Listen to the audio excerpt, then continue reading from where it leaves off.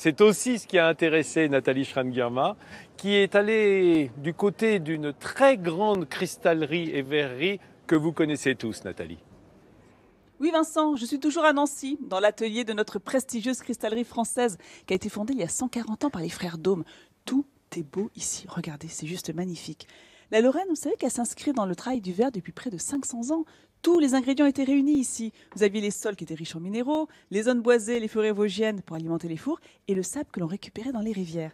Alors tout à l'heure, vous avez vu que notre vase Kumara était sculpté de l'intérieur. Et bien ça, on le doit aux mains expertes de Renaud qui est justement en train de travailler sur un futur vase. Comment ça se passe là, Renaud? Très bien, très bien. Vous êtes content du résultat? Oui, c'est pas mal. Je suis en train de graver dans le plâtre, dans le noyau du futur vase. Une création de Jean-Marie Massot. Jean-Marie Massot, qui nous a fourni tout le dessin du graphisme intérieur. Là, je vois que vous avez votre plan sur la gauche que vous respectez à la lettre. Quels sont les outils que vous utilisez pour graver? Voilà, j'utilise une petite gouge, c'est pas mal. Et éventuellement des limes, des râpes pour la finition. Pourquoi est-ce qu'on grave dans du plâtre et non pas dans d'autres matériaux comme l'argile par exemple? C'est vraiment un matériau du plâtre fin à modeler, un matériau qui permet une gravure très précise. Donc dans ce cas-là, c'est important d'utiliser ça. Vous avez raison de le dire, c'est vraiment un métier de précision. Combien d'heures de travail, Renaud, pour terminer le noyau de ce futur vase? Je pense que je vais arriver vers une centaine d'heures. Après, il y a tout le travail du moulage, contre-moulage, pour permettre de faire le moule pour la pâte de verre. Et si on enlève trop de matière, qu'est-ce qui se passe? C'est un petit peu magique le plâtre. On refait une petite mixture avec du plâtre et de l'eau, et puis on peut reboucher les trous et les imperfections.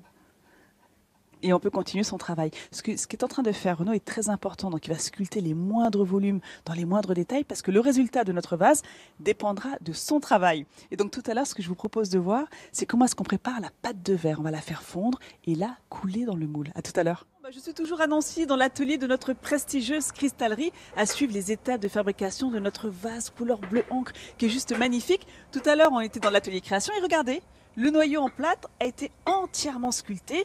Il va être positionné dans un moule et maintenant, place à la couleur et c'est Jean-Marie qui s'en occupe.